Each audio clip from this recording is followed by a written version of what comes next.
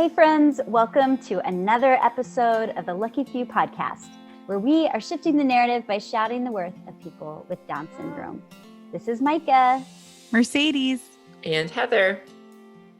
And today we're chatting all about how to be an advocate for your loved one with Down syndrome right where you are. Thank you for joining us, friends. Welcome to the Lucky Few podcast.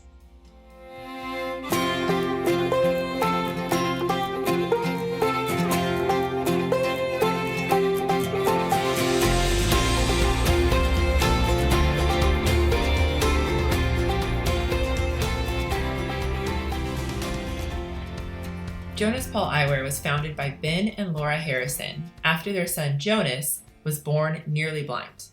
This unexpected news fueled them to launch Jonas Paul Eyewear and set them on a mission to help kids and teens ages 4 to 16 feel beautiful and confident in their glasses. Okay, so here are some of the details to get your own Jonas Paul glasses. First, everything that you need to do can be done in the safety and the comfort of your own home. You're going to want to start with their $1 try-on kit, so your child or your teen can try on 7 different frames and find out which one they feel the most stylish and confident in. Once you have your frames decided upon, then you're going to be able to get prescription lenses and those frames starting at only $79. They even offer blue light blocking lenses, both prescription and non-prescription, which are perfect for all the extra time our kids are spending learning online. Now that you're ready, it's time to head to jonaspauleyewear.com/theluckyfew. You'll be able to save 15% on your order.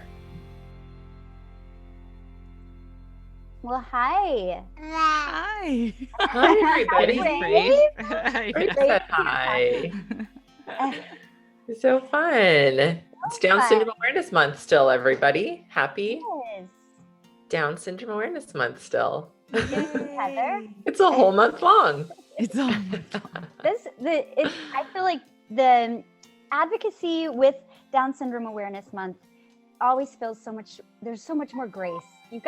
I never can do anything the first 2 months of October. The first 2 weeks of October, because I'm never prepared. And at least there's 2 more. That's how I feel that way too.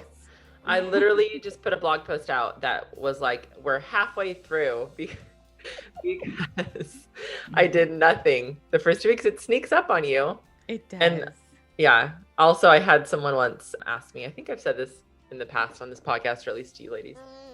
Years ago, someone said, what are you doing for Down syndrome awareness? And I thought, oh gosh, this is my whole job. Like, I do 365 days a year of this. So awareness. Nothing or everything. I don't know how to answer it. The same thing. My husband and I have a joke from our friend over at Down with Autism. Mm-hmm. She had a post on Autism Awareness Day that was like, it's Autism Awareness Day, and we are very aware of autism over here. Oh, that is so funny. That's so good. Yes, Tesney's the best. She's the best. So yeah, Chris and I are often very aware of Down syndrome and very aware of autism in our house. And sometimes that's enough. Yeah. Sometimes that's be aware. Enough. Yes. It's been fun watching parents who have little kids, like on Instagram, which is where we mostly are. It's fun watching parents who have new kids do like the 30 days of awareness and all the statistics and things, because all that's still super important. And it's awesome just watching new parents step into that and hearing from parents who are like, this is the first time anybody in my family has been exposed to someone with Down syndrome. And there's so much educating to still do. And there's so many people this month who are doing those really fun and important daily informationals. Yes. And don't you feel like it's a passing of the baton a little bit? Totally. You know, like you need the freshies who are like ready. They've got little ones and they maybe have more time or more, I guess, excitement and drive behind it to be like, I'm going to do this every day. This is my first go-to. I've got this cute kid to take pictures of and write some facts all over it. You know, like it's the passing of the baton a little bit. Cause I remember doing that with Sunflower, and even when I did it with Sunny, Instagram wasn't like it is today. There was no like, you didn't have to make you didn't have to be a graphic designer. Totally. And a professional photographer. And especially a photographer to write an informational post. Yes. So it has all the crazy filters all over her photos. Like it was just so basic that I remember doing that. And then I feel like 1 year later, we had roads then, and I was like, okay, 30 days is too long. When I just had Sunny, when she was all I focused on, and my little babe, I did all 30 days. And then one extra thing, and I was like, oh no, I gotta let that go. But here she is. I think I did like half the amount of posts. Right. Totally.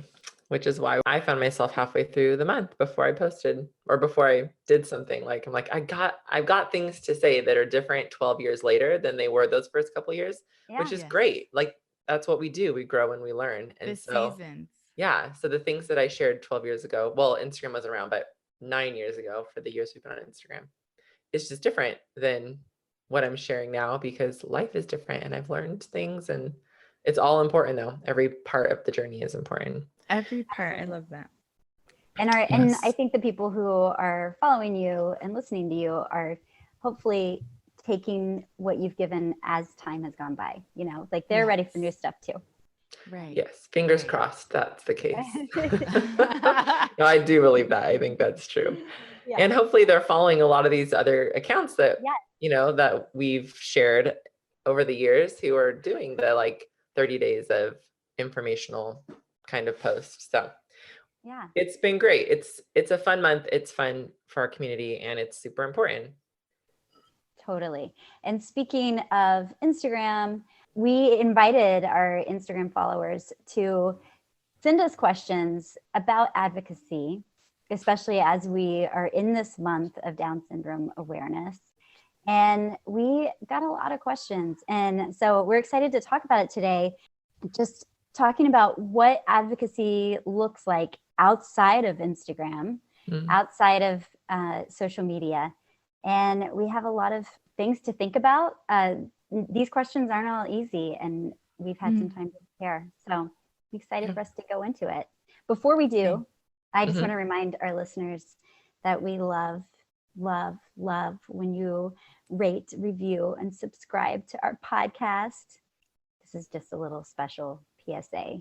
That's right. And so let's do it, guys. Let's talk about what some of the questions that our Instagram followers have asked about advocacy in the real world. Yes. So when we reached out on Instagram, just like in topics in general, this came up a lot. Like, how do I advocate where I am, like in my own space? And I've heard this for years. Like, I don't have a book. I don't have a podcast. I don't have, 10,000 or 100,000 followers on Instagram. Like, how can I be an advocate? What is my advocacy important? Like, does it even matter? So we've been asked this. So I've heard this topic many, many times. And then within the idea of advocacy, people had specific questions that were like, what's the most challenging part of being an advocate?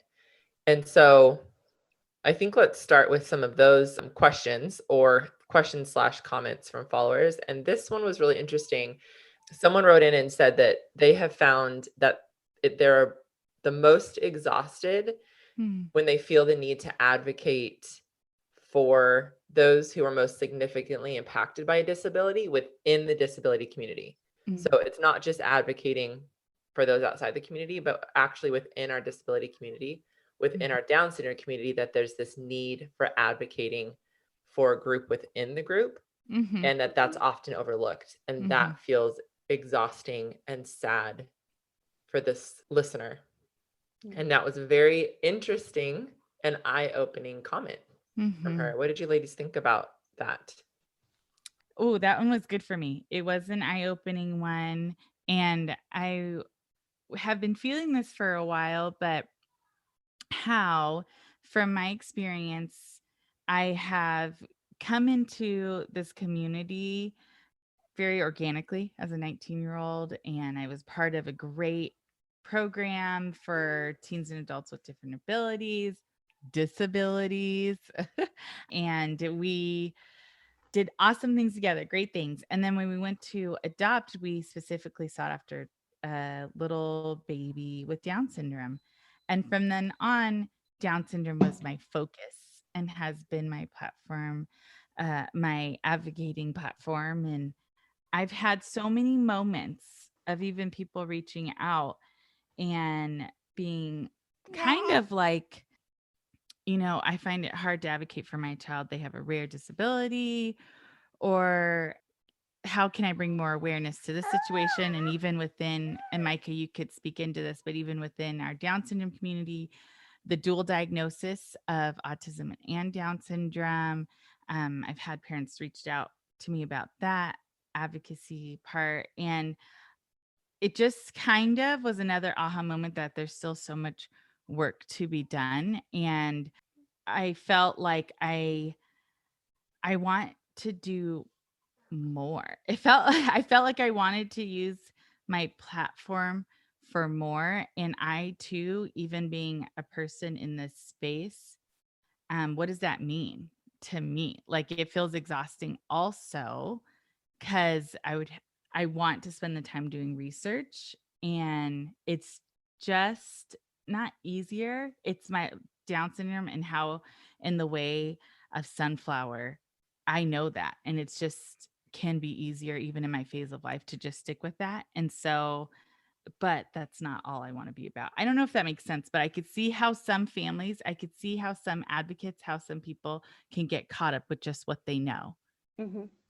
and I feel like I've gotten caught up with just what I know. And so that's what my platform has been about.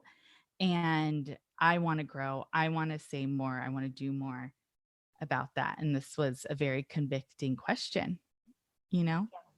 needed. I think on to add to that, Mercedes, like there's the just being enmeshed in Down syndrome, right? And then there's also our kids' ages. It's Right. so, I mean, of course we're focused on the education system right now when we're talking about advocating for our kids. We're focused on like maybe how things happen in the medical field for them, that sort of thing too. But it's hard at this point to be thinking about adults with disabilities. And it's hard for us, I think, when you're like in the middle of raising a kid, especially a kid with a lot of needs, to be 10, 15 years ahead Right. and saying, how am I making the world better for him when he's 25?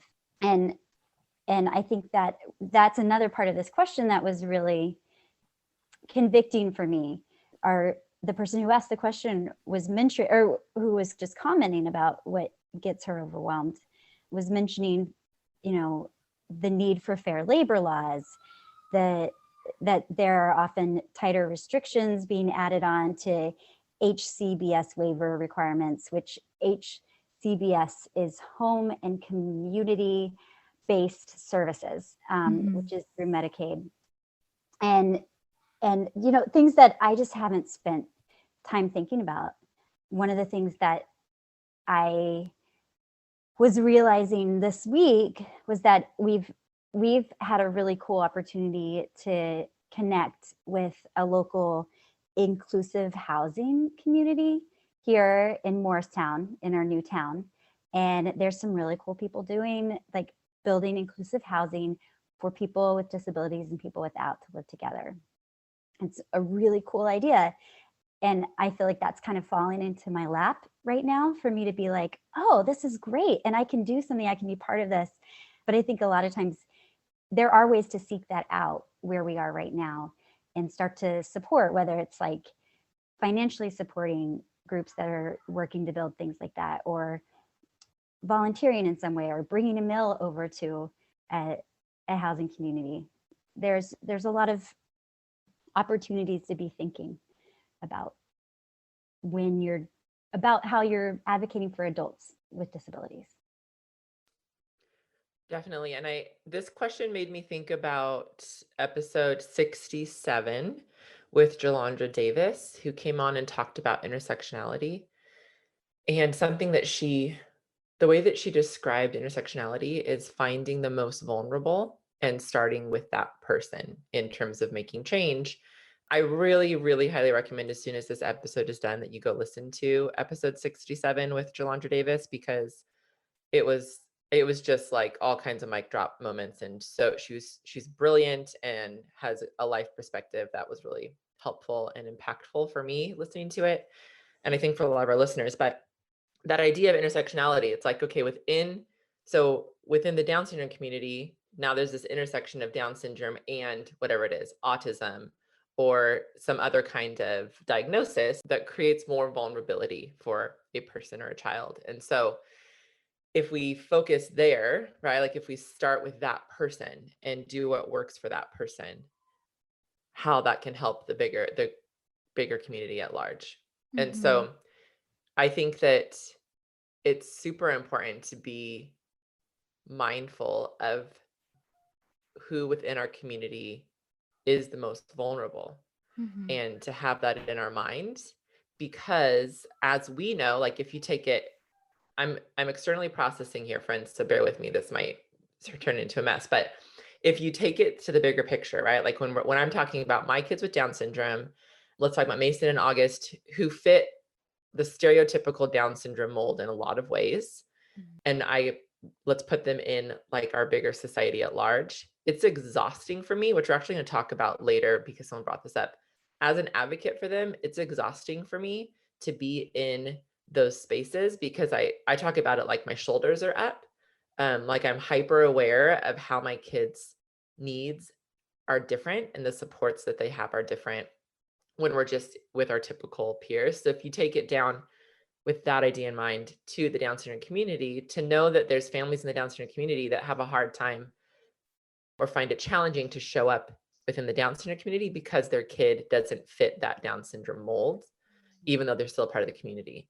So I think that's kind of what Jalondra was talking about. She was talking about intersectionality with race and disability, but I think intersectionality can pertain to all these different places. And it also made me think of Jen Bartz, which was episode 86, palliative care and parenting. And she had a son who needed palliative care and who passed away from Down syndrome. And listening to her interview and talking with her offline as well a little bit, it's just so eye-opening and important to remember, like, oh my gosh, there are parents right now who are fighting for in the Down syndrome space, whose kids have medical needs that are so expansive that it is just exhausting to even think about like inclusion. Like that's not even, they're keeping their kid alive. And what resources are missing for them that we are not paying attention to because it doesn't pertain to us. How do we advocate for Down syndrome as a whole? Is kind of what I feel like this person was bringing up. And my answer, and it's not a great one, but for now, is to start with awareness. We can't end there, but like, let's be aware that this is happening. Listen to the stories of others, like listen to these two different podcasts and these women sharing their hearts about their experience within Down syndrome, and feeling, I wouldn't say anyone feels neglected or left out, but under supported, even within our community. Yes. And I think that's just the point of looking for the most vulnerable. Looking for the most vulnerable in the room, in the virtual space that you inhabit, in your communities. So what does it mean for us to be people who look for the most vulnerable and then work to advocate on their behalf? Oh, I love that so much. Amen and hallelujah. Yeah, because I think when you see what's missing for that most vulnerable person, and then you do the advocacy work to help that support happen, there's going to be a trickle up or a trickle down effect. It's like a foundational piece that's going to help support everybody with Down syndrome if we can focus on that one person, which is, I think, a lot of the idea of intersectionality. And I think there's even to that person who wrote that, sometimes it's a bummer because there is no fix to feeling exhausted about that. There's no fix. There's like, all three of us could do more within our platform. And then, but even what does that more look like too? What does that more look like, because we are wives and mothers first? That's been one of my biggest things on this journey, having Sunflower be 7 now, the kind of gumption and energy I had as a teenager or as a college student, then as a mom of 1, my daughter being the one who has Down syndrome, that energy is, and that focus has dispersed into each child that I've had, so it's like advocacy for me it's been such a roller coaster, where I could do plenty and do a lot, and then where it's dipped down to where, okay, my advocacy right now is solely on Sunflower, focusing on her, doing this family thing well. And I think I want to say that because I think there's moms out there who, like, even hearing, like, when I read that comment or question, I felt like that was heavy, because we can't save the world. And then also, not alone, at least. We can do our part the best way we can, but we can't. What does that look like realistically? Like, kind of more like what you were saying, Heather. I don't know how to describe it, because I don't want to tell people don't try, but you don't. But I want to give grace to, because this is like our first time in history having Instagram and having a platform where we could spend all month doing stuff for advocacy and doing less within our own home. Does that make sense? Like, where you're so busy. And I could even see that even when you have a child with a disability, that you could be doing so much for their cause, so much, and feel all that weight and feel all that hustle and enthusiasm. And also it not always strictly pertain to your child and be that your child's best advocate in that moment. I don't know if someone needs to hear that, but I'm just saying, you don't know what you don't know. And when you do know, you can do better. And I feel like wherever that lies with you as an advocate for the season you're in. Definitely. I feel like that's a good transition into the overall idea behind this conversation, which was someone writing in and basically saying, hey, how do we advocate in the space that we're in? Like, how do you do this if you don't have a large Instagram following, or you're not an author, or you don't have a podcast, or you're not, like, your makeup is not, it's not within your wheelhouse to like show up for political events that deal with laws that affect our kids, or the thought of like walking outside your front door feels exhausting, right? Like, how do you show up as an advocate? And I really thought about this a lot over the years, and I just think that the showing up in a space is the advocacy work for a lot of people, just the showing up. And sometimes that feels really hard, but I also feel like that's pretty attainable. So it's like the idea of just go to the park, and you're going to show up with your kid, and showing up with your kid with Down syndrome at the park, maybe not during COVID, but let's go back to a normal world.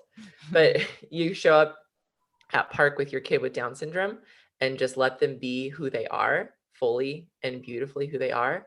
And that's the resistance. That's saying, I'm not going to allow a world to say my kid doesn't deserve something, or my kid is less than because they have Down syndrome. I'm going to keep showing up. And you show up to school, special ed or not, right? Like, you show up in your family, you show up at the grocery store, you take your kid to the movie, you go to Disneyland, you go to Target.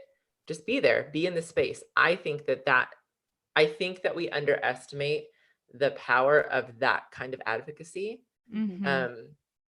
because it just seems like such normal life. But all of us raising kids with Down syndrome know that sometimes taking your kid with Down syndrome to Target is a lot. And it's a lot because you're worried about what everyone around you is going to think, or because they might respond differently, or someone in the store might respond negatively to them, or whatever. But if we show up in a way that's like, this is who my kid is, and I'm going to embrace it, and I'm going to step into a space with the expectation that you too are going to embrace them. And I think that's advocacy. Yeah. I remember I was watching for a long time, for like 2 years, a young adult named Jacqueline. She has Williams syndrome. We would go out into the world and do fun things together. And one of the biggest takeaways that I got from her mom was how people see you treat her is such an example of how they will treat her. Like people are looking at me with how I talk and interact with her, and they will model the same, especially if they have no other, I guess, direct link to a disability, you know? And I took that away and I see that, like how I talk to Sunflower, how is how I expect others to treat her and talk to her like she is capable, like she is able.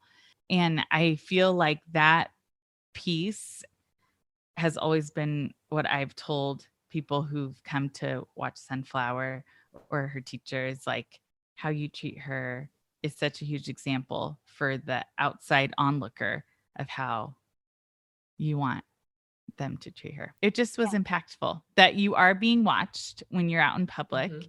And that is, no matter if someone says anything or not, that is an advocacy, and the just showing up is just so true.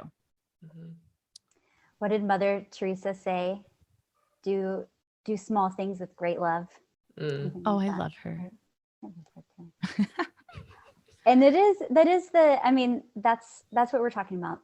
That we cannot do everything. Some of us may be being politically focused, may be where our energy is. And like those are the people who, if you like follow your arrows and just call those representatives, you know, and some of us may be corporately focused, you know, like we may be just amazing business people out there who can think really creatively. I just read this story about how Microsoft is specifically hiring people who are autistic, and they have this whole new, there was like a special in 60 Minutes. They had this whole new hiring process because they've recognized the value of people who are autistic for specific tasks they need done in Microsoft, but they had to overcome the traditional job interview thing that focuses on social skills. And so cool. Like we're not all made to be Instagram. Like no, don't do it, you guys. It's not it's worth a soul it. suck. Social dilemma. It's a soul suck.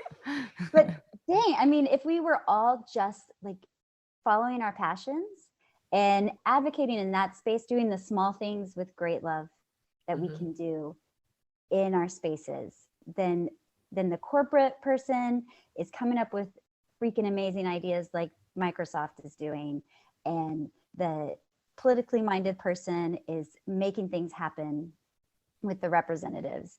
And we should be aware of all kinds of things going on, but we don't have to do it all. Yeah. Do you think that in the advocacy space and shouting the worth of your child with a disability, there is the desire to make and see huge impact? So then there's a measure, right? There's a measure of like, what can I do if I don't have a big platform?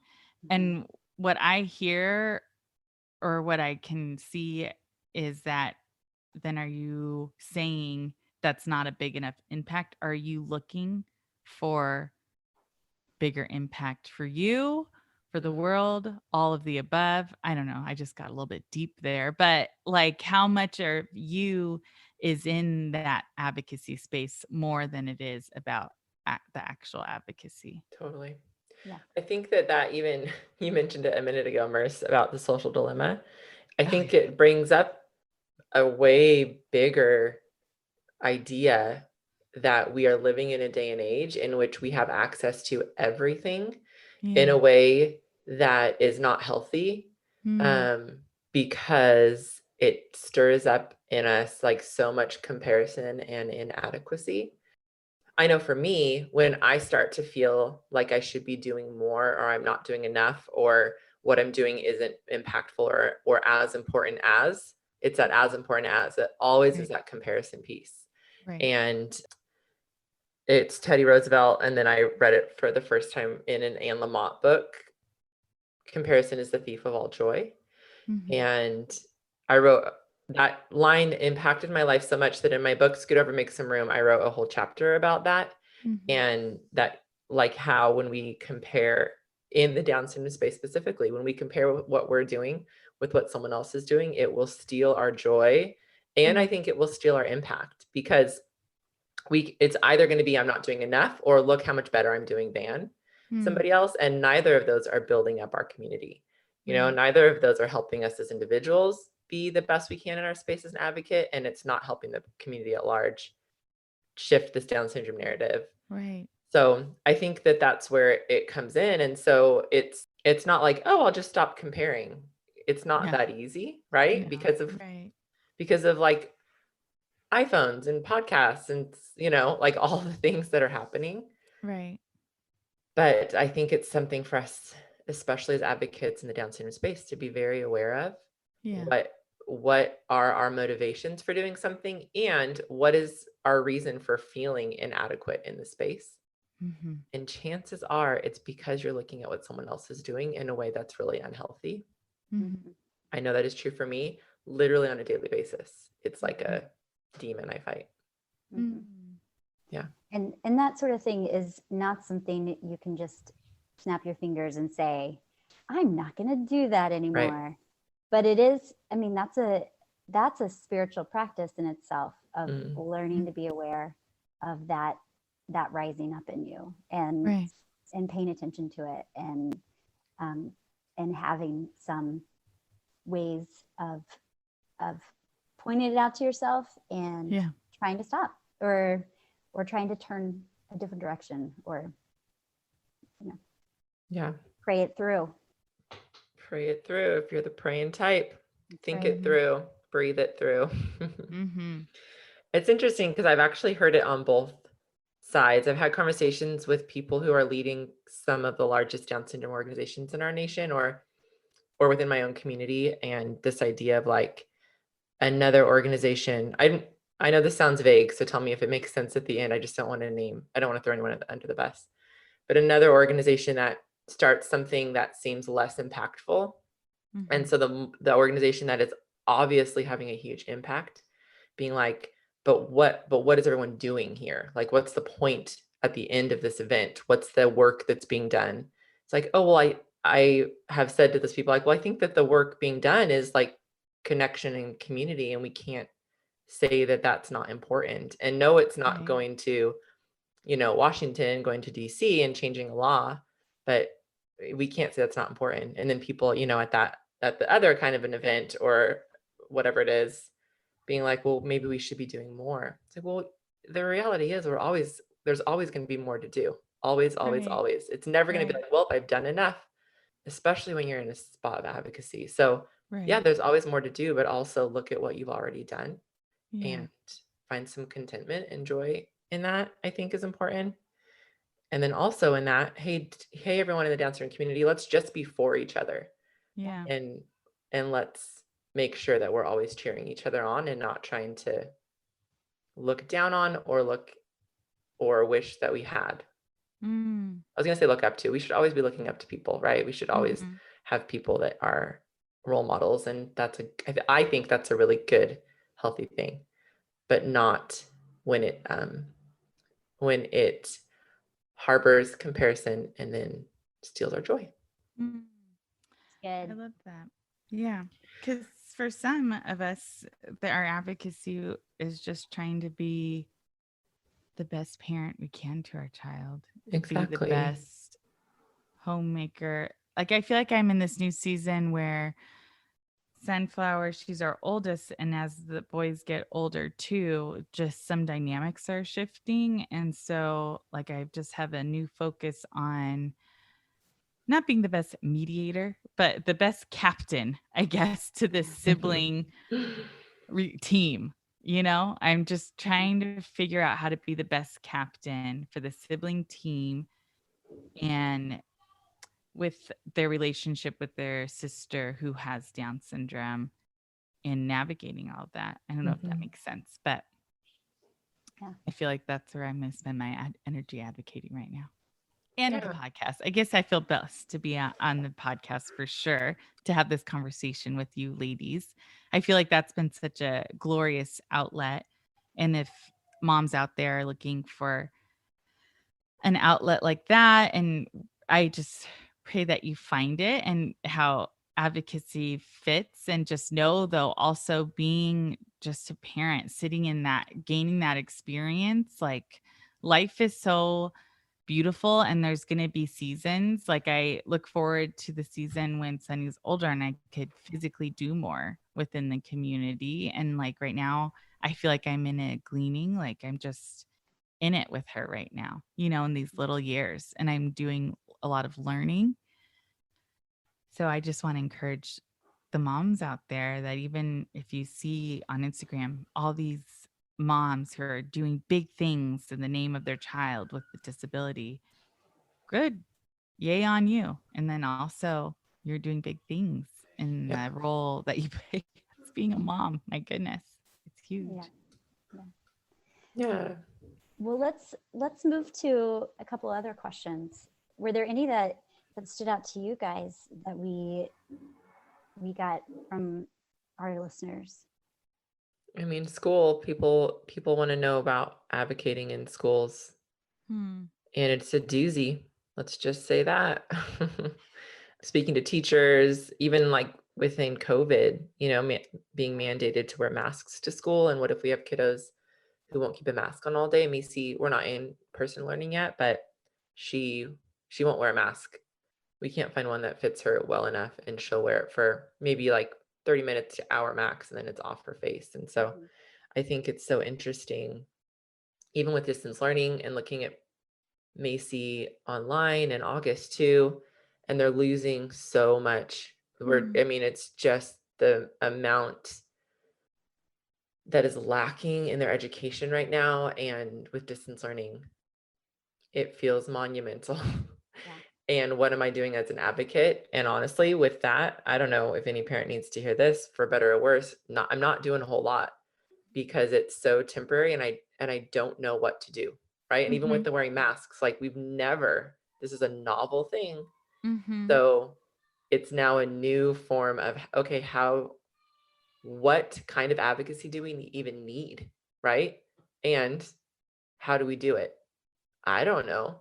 I've never had to ask my kids for masks somewhere before, So that's not super helpful with that topic, except that I do feel like, for my own personal sanity, and I don't think that this is me as like saying this as a cop out, but for me, it's like, it's brand new. And so it's okay that I don't know. And it's okay that it's just going to unfold like this for a little while before I am going to do or say something that in the form of advocating in this new space. Does that make sense?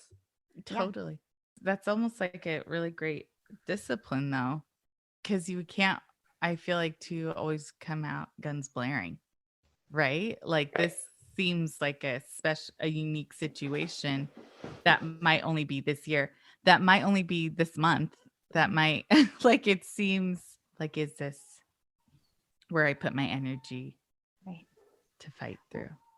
And I think as much as we can look at it that way, in terms of like, we can kind of look at it from the opposite way too, of course, if it's something new, then teachers and administrators should be giving so much grace to our kids, right? As much like, if we're going to look at it that way, as like, hey, this is temporary, and so we don't need to like fight the big fight over this.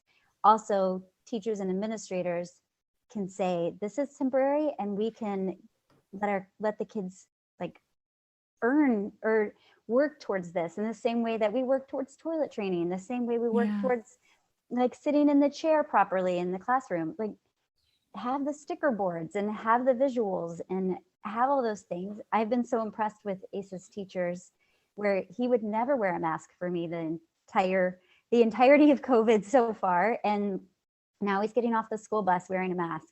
And I don't know how they do it. He takes it off as soon as he's home with me. And he's like, I'm not putting this back on. Yes. But they, you know, he even did an art project at school where he made a face and the kid's face has a mask, which is like half really sad and half I really love it. helpful, you know? Yeah, totally. But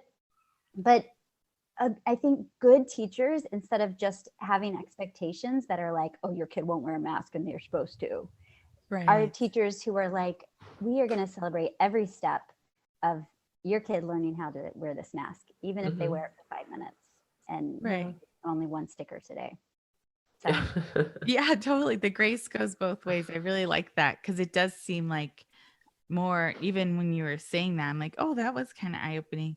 It does feel like it has to be a little bit more one-sided. Like we have to behave in that sense, you know? right. Your child needs to behave Right. in that sense where, And- okay, can we give grace both ways? Because you guys aren't doing that awesome 100%. So if he or she doesn't do awesome 100%, can it be a little bit of a Right. give and take? And we all know how well our kids do behaving. Oh my In gosh. the traditional sense. They are so well behaved. Oh shoot. Oh gosh. I feel like for me with in terms of action within school stuff with COVID, and I just keep bringing it to people's attention with what I have access to, which is a very large audience, you know? So just hey everyone, here's your weekly or monthly reminder. This isn't working for kids with disabilities. And I need you to know, and I need you to care. I mean, I say it more flowery than that, but reminding teachers of that too, like I'll send group emails to Macy's IEP team or Augie's IEP team. It's like, here's this thing that I've noticed coming up. Let's just remember this isn't working for anybody. And we're all going to just, the extending grace. Like I'm extending grace to you, but I also am expecting grace from you at the end of this semester. If we get a report card back that my kids have failed this semester, then we will be advocating the bleep out of a situation. But I'm not expecting that. I'm expecting it to be, we have shown up, I don't know, 30% for school so far this semester. And that is an A++ in my book. Again, that showing up piece, right? So let's take the conversation away a little bit just from COVID and just into the school setting. We have a question about advocating for inclusion in a school system that really has no intentions of inclusion, but quote, celebrates diversity. So what does it look like to get your kid fully included? That's in a way that is not like having a kid that's fully included, but their work's not modified or adapted and no one knows what to do with them inside of a gen ed setting. They're just quote unquote included. So I think that that's a great question and something that we have talked about before in here, that it doesn't count as inclusion if your kid is wandering aimlessly in a gen ed classroom with nothing like touching them in terms of education. What do you guys think? Yeah, those episodes, we had Kristin and Enriquez on episodes 10 and 11. Also, you should go back and listen to this. After you listen to this episode, guys, we have a whole day worth of listening if you haven't heard these episodes, or you should revisit them, where she talks about inclusion in such a meaningful way and talks about inclusive practices. And one person who brought this up was talking about having been a former teacher and feeling she like has that teacher brain, you know? And so like the thought of a parent approaching her and needing all these things feels overwhelming. She knows as an educator. And so then she's like, I'll just do it myself. And I know with Mace, when we were working towards having her spend most of her day in a gen ed classroom with inclusive practices in place, the conversation around the table was often, this is what we need. These are what the inclusive practices need to be. And then looking at the gen ed teacher, like, do you feel like you can do that? Knowing she'd say no. And then looking at the person in charge, the admin, like, okay, then what do we need in place? Because this is unrealistic to ask a teacher to do. So I think for this particular listener, anyone else who feels this way, if you're feeling like, I don't want to ask the teacher to do this one more thing because I know they're already overwhelmed. Well, maybe because it actually isn't the teacher's job, there's another support that needs to be implemented and put in place. And I just think the reality is if you are working towards an inclusive environment for your kid in the education system, in a school that doesn't practice inclusion naturally, like this person said, they love diversity, but there's actually no practice in place when it comes to your kid diversifying the school. Right. It's just going to be a lot of work. And I don't think there's a way around it. I think that if you're going to do it, then it is staying on top of the people in charge. We have so many supports in place for Mason written into our IEP, but if I'm not touching base with people pretty consistently, it's not happening. And I don't know a way around that right now with the way that the education system is set up in the majority of the world, probably, but we'll stick to the United States. Yeah, it is. I mean, it's just the amount of work, even just to get those inclusive practices written into the IEP. And that's really, I mean, that's where it has to start, because you can't just ask for inclusion and hope that everybody's gonna like fill in the gaps. Right. Totally. But and it's not fair, because we shouldn't have to be the ones who know everything and have all of the, have this whole plan. But yeah, I think we have to figure out how to start there. And we talked about this, Micah, in episode 85. There's another one, friends, listen up. Episode 85 is inclusion always the best option. And that was a big decision. That was a part of your decision for having ACE be in a more restrictive environment now, is like, where's all your energy going to go, and how I want people to go listen to that episode, because how you can still be an advocate in the space of inclusion and do what you've done, right? Like make the decision to have your child in a self-contained classroom. And I think for me, my own personal thing right now, why we keep moving forward with my kids in a gen ed setting, mostly Mason. August just kind of settled in and he does first grade, but Mason has some more needs, some more than her brother does. But it has been like, this is one of my greatest acts of advocacy because of the impact it's having on everybody in her school, that I have proof, right? Like I have years of proof of people's lives being changed because of this work, because it's still working. But I'm constantly checking that, like, this might be the year that we are going to choose a more self-contained educational space for her. But I still have the capacity to do it, right? And it's still the thing that we're doing. So, but it doesn't mean it will be in 5 years. Who knows? Right.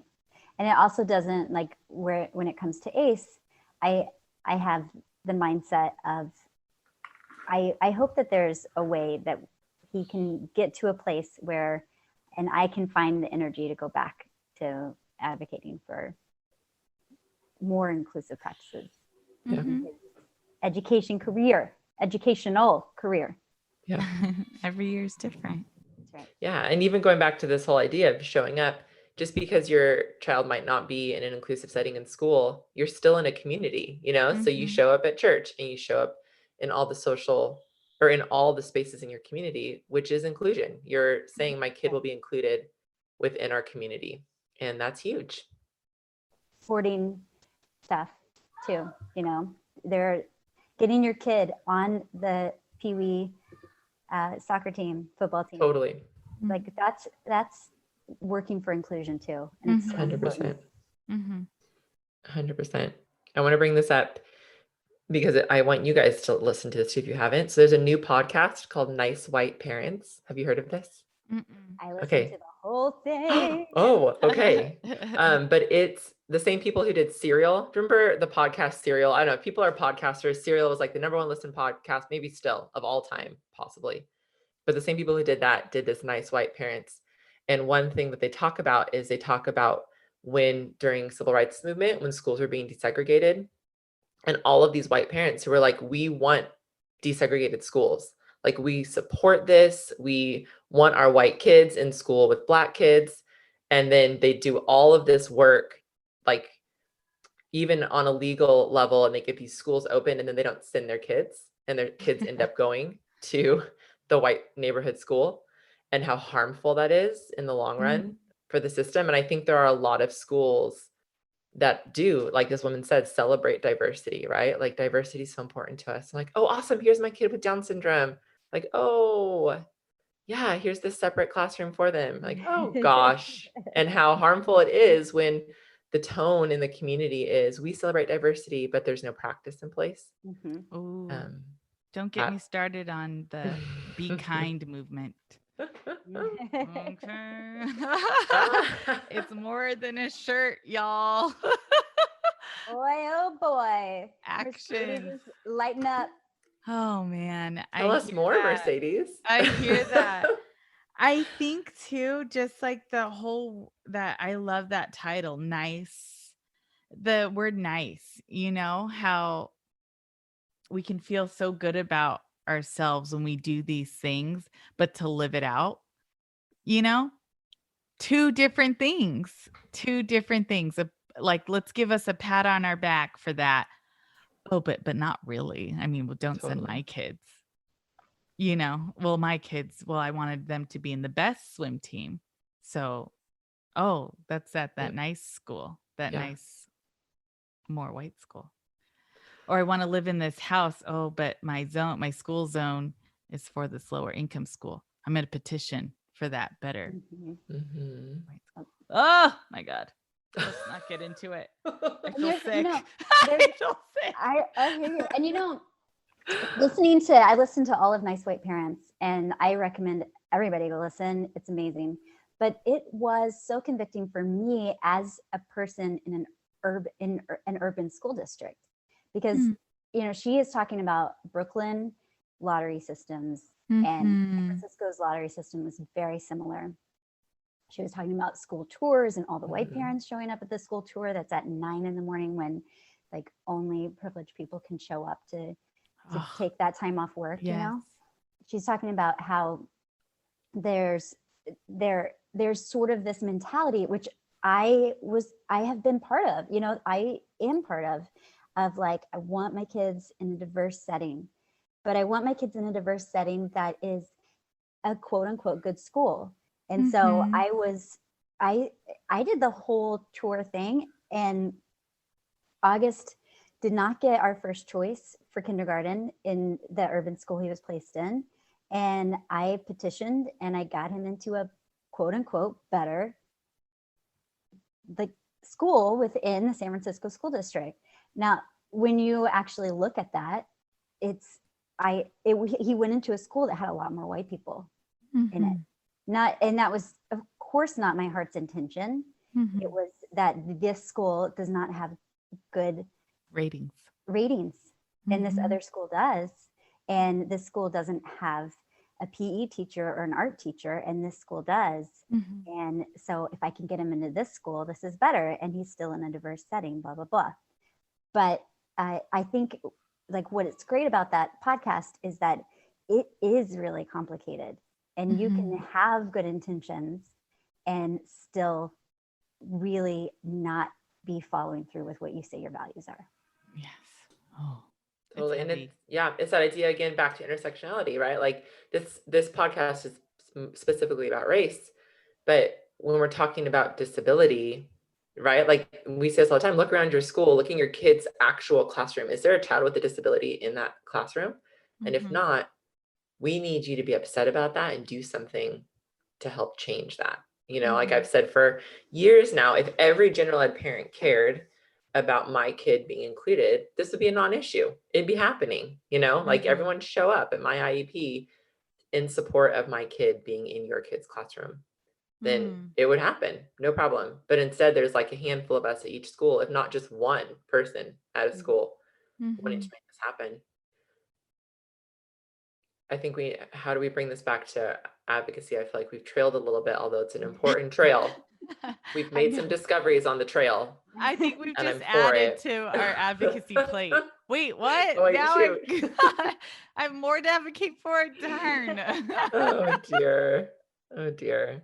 Yeah, I don't know, guys. It's heavy. How do we carry it all well? Yeah. 1 foot at a time, 1 foot forward. I don't know. That's right. Yeah. And I think that brings us to like another question that we had, which sort of brings everything back full circle of like, what can families do to be influencers in their physical space? How can you be a bridge in your community to other families who have children with DS and to people who haven't had the chance to be blessed by meeting with somebody with Down syndrome? And I think that that's the same thing we've been talking about this entire time is where's your heart fire? You know, where are the arrows pointing to in your life, and are you following them? Mm-hmm. And so maybe that means that you find something local in your community that you can really pour yourself into. You know, maybe that means I was thinking about the episode about Jack's Basket, episode 44, and how Jack's Basket are looking for kind of team leaders for every town, and somebody who will show up at the hospital when someone has a diagnosis of Down syndrome and bring a basket and be the connection of, hey, there's a whole world out there of people in this community and we're here for you. I think there are so many ways to be a bridge in your community, and sometimes it just takes looking for them. Mm-hmm. And then I would just echo, I guess, obviously this is where my heart fire is. Just keep showing up, keep going to all the places, bring your kid with you and let them be fully who they are. Let them show up in the space as they are. And you are not responsible for other people's thoughts about your child. You are not responsible for other people's opinions about your child or about how you parent, right? Like as an advocate, you're just responsible to show up. And I think there's so much power in that. I want to give a little shout out and a couple of tools that are self-promotion. Here we go. My book, Scoot Over, Make Some Room, talks about all of these topics a lot. And I have a whole chapter. The last chapter of the book is called Own Your Influence. And it's all about that idea of everybody has influence. You just need to own it. You need to know that you have it and then step into it wherever it's at. And then secondly, in January, I did a workshop called Own Your Story. And it was just taking it a step farther of learning how being equipped to tell your story in an impactful and meaningful way. So it's really just a tool. It's not, no one has to do this, but if you feel like this, I would love to take another step in showing up. It helped give you the tools on how to tell your story well. And there's an online package at theluckyfew.com. There's an online course that you can take. So you can go there, click on it, and take that course at home at your leisure, and it will equip you to tell your story wherever you show up. And your story of your loved one with Down syndrome is a story of narrative shifting and advocacy. So I encourage you to buy my book, Scoot Over, Make Some Room, and go to luckyfew.com and get the workshop, Own Your Story workshop. There's my plug. Love it. You got to plug it when you got an entire book on the subject, right? Yeah. Yes. Good. Yes. Okay, I think it's time for some good news. Good news. Ooh. Are we ready?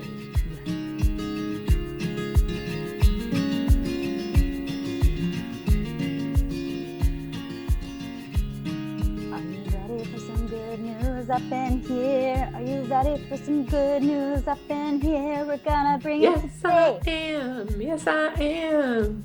I am ready. Yes, I am. Oh, I threw you off. I thought we were going to wet style, and then that just threw Micah was not ready. I just like, I love all the echoes. We need more echoes in our bands. It's good. Oh, you guys, I have some good news.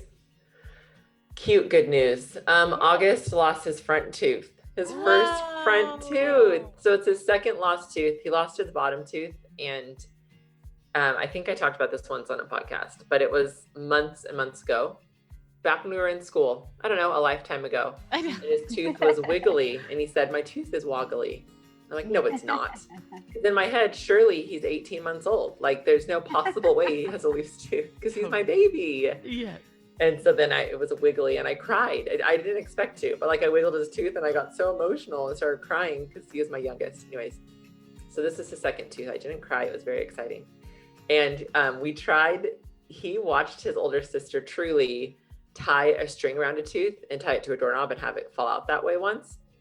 And so he's like, his front tooth is getting really, really, really wiggly. And he's like, I want to do that. I want to tie a string around my tooth and I want to do it like Truly. And so we're like, let's do it. And then it get to the end of the day. I think everyone here probably can relate. And it's like, dang it, we forgot to do it again today. Okay, hopefully your tooth stays in tomorrow. So we had like 4 or 5 days of like, end of the day again. Let's try tomorrow. Yes. So last night we were outside and he wanted to do it. And I said, what if we tie the string around your tooth and then tie the other end of the string to maybe our dog's collar? And then she runs. Oh my gosh, I have chills. Can you even? So he's pumped about this idea. And I'm like, that's amazing to me because it seems a little bit terrifying. So we tie the string around his tooth. It's so loose. And then maybe comes and sits. We have like, the plan is Truly will run and maybe we'll chase Truly and I'll hold August. But by the time we tied it and August is pump, we tie the string around Maybe's collar.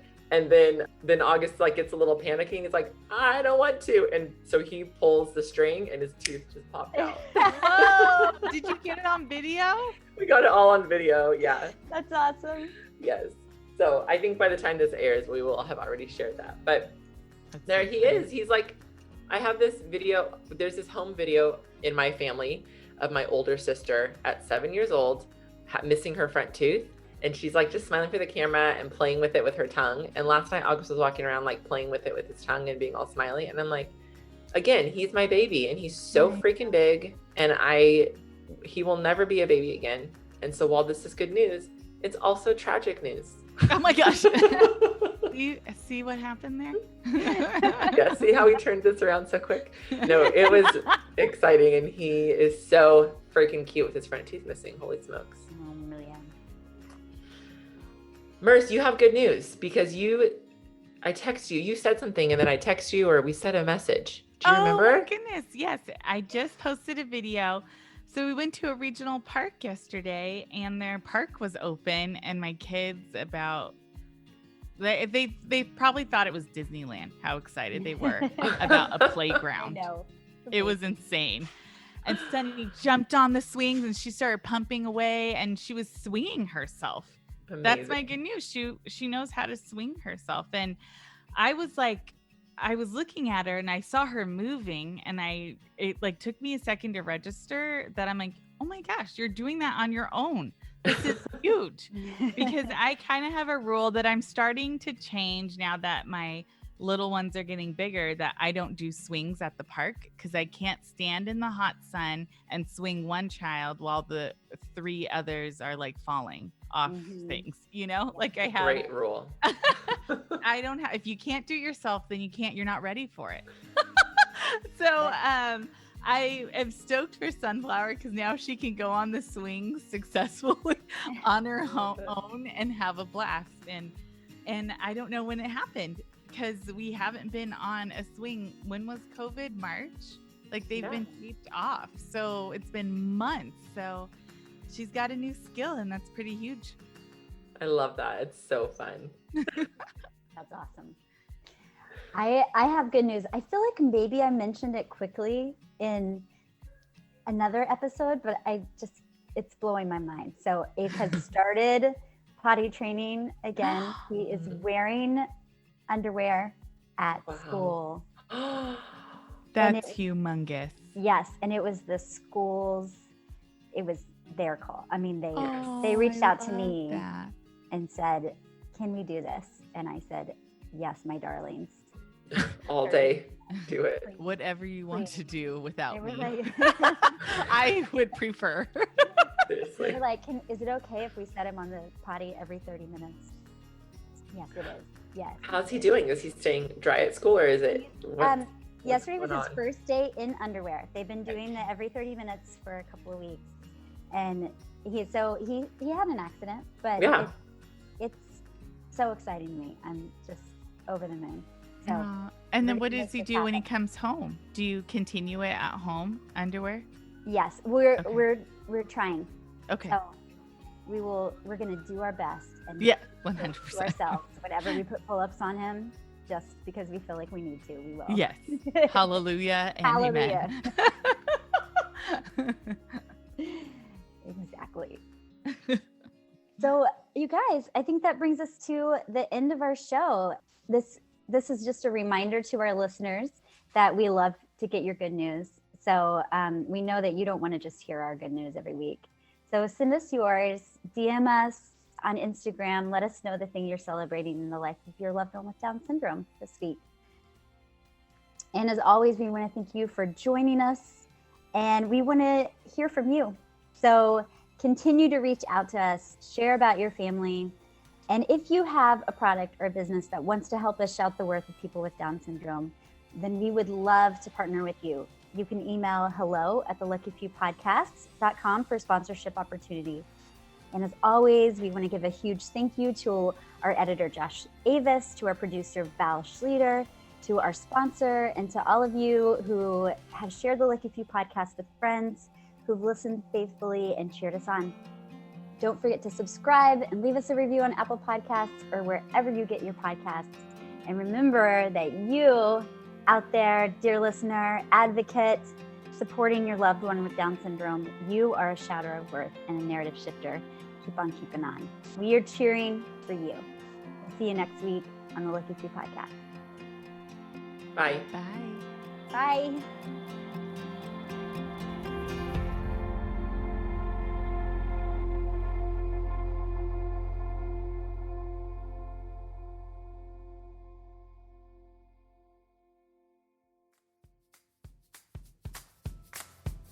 Jonas Paul Eyewear continues to be our go-to for affordable and stylish glasses for our very own Macy Girl.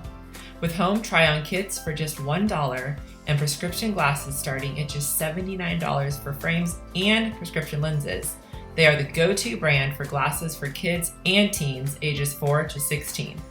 Visit jonaspauleyewear.com/theluckyfew to save 15% on your next order.